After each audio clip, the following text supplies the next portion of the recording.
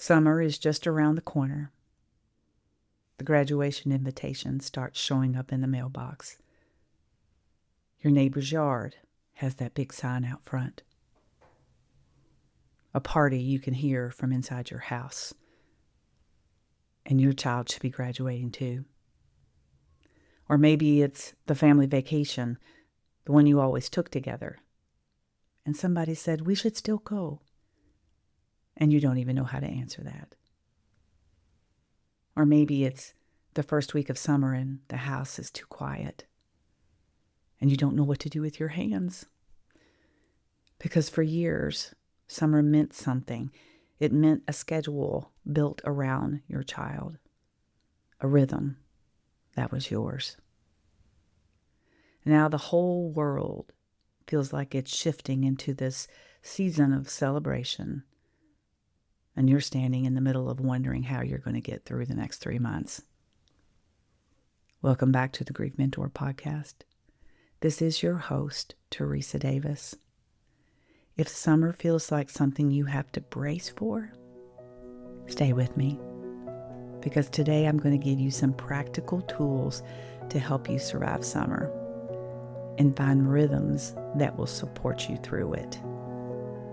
If you're grieving the death of your child and you want the steps that lead to believing with confidence that life is still worth living, then you're in the right place. Hello, I'm Teresa, a grief mentor. That's been where you are, and I teach grieving moms like you how to navigate life after child loss. If you're ready to take a step of courage and build a solid foundation to live with hope and purpose, then I'm here to teach you how. Are you ready for what God has for you? Then I'm ready to teach you. I'm honored that you chose to listen today. And I want you to know something before we go any further. The way you are feeling about summer is valid, it's real, and it deserves to be named. Every mother's rhythm looks different. Maybe yours was built around the school calendar, the anticipation of summer break, the plans that you made together as a family. Maybe it's your child's athletic schedule, whether that's high school or college, the travel, the games, the circle of people that have now become your people. Maybe your child was grown and summer meant family vacations, everyone together, all under one roof, the one trip everybody looked forward to all year. Whatever your rhythm was, it was yours and it was real, and losing it is its own kind of grief that doesn't always get named. Summer is hard because the life you built around them had a rhythm. And now that your child is no longer walking beside you, those rhythms no longer feel the same. You are a mother navigating something that was never supposed to look like this. I want you to know that I get it and I understand, and I'm right here with you. I want to encourage you by giving you some tools today that's going to be able to help you manage your summer. My summer looks different for me too. And it took me a while to give myself permission to let it look different. But somewhere along the way, I realized something. I don't have to leave Andrew behind when I step into a new rhythm. I'm going to take him with me. And I want to tell you what that actually looks like for me, because it's specific and intentional. So how do I take Andrew with me?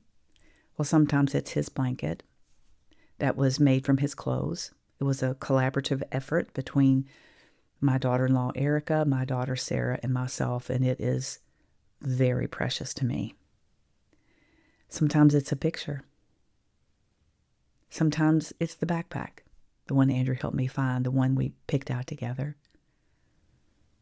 Sometimes it's just a memory that I carry in my heart of something that he said, somewhere he went, somewhere we talked about that he wanted to take his family to. Something maybe he showed me that I've never forgotten. He hiked Yellowstone National Park on a work trip, and he sent me video clips of that journey. He walked those trails and he wanted me to see every step of it. And he narrated it, told me where he was and what he was seeing. And one day I'm going to hike those same trails. That is in my future. That is something that gives me hope, that gives me something to look forward to. And I'm going to walk the same trails that he walked. And he's going to be with me every step of the way. That's what it looks like when I say we're going to take our children with us. It's not the same for every mother, but the practice is the same. You bring them into your future. You don't leave them behind just because they are no longer walking beside you. And that one decision, that one small shift, changed something for me about summer and travel. It's about what it means to move forward without moving away from Andrew. Now, I want to be clear. I'm not telling you that this made my summer easy or it's made travel since Andrew went to heaven easy, because it didn't. There are still moments that stop me completely. Maybe it's a song. Maybe it's a smell, seeing a family together in a way that used to be mine. Those moments are real, and they're probably not going to go away, friend. But I learned I had a choice in how I managed this part of my grief journey. I could let summer happen to me, or I could decide with intention, with grace and gentleness toward myself, how I was going to walk through it. And that's exactly what I want to help you do today. Ecclesiastes 3:1 says this: "For everything there is a season, a time for every activity under heaven." When you're grieving the death of your child, that verse can almost feel cruel. Everything has a season. But what happens when your season changed without your permission? What happens when the rhythm that defined your life suddenly is no more? That's not a lack of faith to ask that question, friend. It's an honest heart trying to make sense of something that does not make sense. Here's what I believe that verse is telling us. God is not surprised by your season. He's not caught off guard by the rhythms that changed in your life. He knew this was coming before you did, and it does not make it hurt any less. But it does mean that you are not in this alone. He is right there in it with you, and I'm here in it with you. There is a God who sits inside of this grief journey that you're in, not waiting for a certain phase to be over. He's not rushing you through it, but present right here. Your season of life may have changed, but he has not changed. So how do you actually do this? How do you walk through a summer that hurts? I want to give you some tools today, practical things that helped me and the mothers that I walk alongside. There are 7 of them, so I don't want you to get overwhelmed. You can jot these down, or you can, the ones that stand out to you that you need the most right now, then you can grab onto those and make that a part of your daily life. But I want to share 7 with you just briefly. The first one, and probably one of the most important ones, don't force the old rhythms. Give yourself permission to let this summer look different. Number 2, know your triggers before they find you.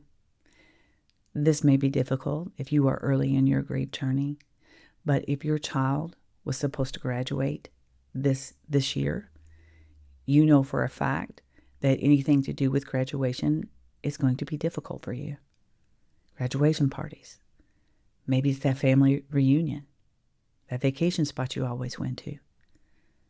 Name them before they ambush you. Okay? Number 3, have an exit plan. Before you walk into those hard spaces, know how you will leave if you need to. Very important, friend. You don't owe anyone. You are staying. Number 4, do something that feels good for you. What does rest look like to you right now? When you think about something that allows your shoulders to relax and to take a deep breath, what is that for you? Number 5, create something to look forward to. I mentioned that story about hiking in Yellowstone National Park so that you would have an example of something that gives me the anticipation of looking forward to something. What is that for you? A bucket list trip? Something you've always wanted to do but never done? What is something that is yours that you want to look forward to? Because here's the truth. Grief keeps our eyes fixed on what is missing. But this is how you practice lifting them up. You see, grief pulls our eyes down, does it not? I want to give you some hope today and pull those eyes up. Number 6, take your child with you. What does that look like for you? Is it a photo, something that belonged to them? A memory? They go where you go. And number 7, practice gratitude. Not instead of your grief, but alongside it. Acknowledge what makes your heart hurt. And also acknowledge what you still have. Learn to live in that tension. Both are true at the same time. And learning to hold both, that is the work of grief. And it's holy work, friend. It is what God is calling us to do. Acknowledge our hurt. He gives us example after example of that in His Word. Acknowledge the hurt. Lament. But alongside that hurt, we also acknowledge what we have to be thankful for, regardless of how small it is. I want to share something with you today. Something new is coming to the Grief Mentor, a new way that I'm going to be able to support you and to serve you. I'm not quite ready to share all the details just yet, but I want you to be the first to know when it does. And the way you do that is to become a Grief Mentor Insider. Because inside my weekly nurture email is where you are going to get first access to everything that I'm building for you. Resources, updates, things that never make it to social media. You can find me on social media, but I honestly don't spend a whole lot of time there. If you're not on that list yet, I would love for you to join us. You can find that on my website at thegriefmentor.com or in the show notes. And if you're an alumni of the Grief Roadmap, the 12-week program that I support grieving moms through, if you have been through that program or you are currently in it, I have a new way to support you as well. You have the option to continue on with me through the end of the year, or if you've been out of the Grief Roadmap for a while, you have the option to come back and join us through the end of the year. Check your email. All the details are there. I want to leave you with this today. Summer is going to come. You cannot stop it. And I'm not going to tell you that it's going to be easy. But I do want you to know that you don't have to face it the same way that you've been dreading. You have tools now. Small steps, one at a time. And a rhythm that you can build that still includes your child. And here's the key. Grief will always pull your eyes toward what is missing. That is real, and we're not going to dismiss it here. But true acknowledgement of the pain that lives inside your heart, along with making the choice to take the next small step, is where we learn to hold both of those at the same time. What's missing and what we still have. The tension, being able to acknowledge it without it taking us into despair. That is one of the hardest and most holy things a grieving mom can learn to do. And on the days when none of this feels possible, on the days when you see the graduation party next door or the family loading up the minivan for the vacation and it just stops you in your tracks, I want to leave you with this verse today. It's Isaiah 40:31. But those who trust in the Lord will find new strength. They will soar high on wings like eagles. They'll run and not grow weary.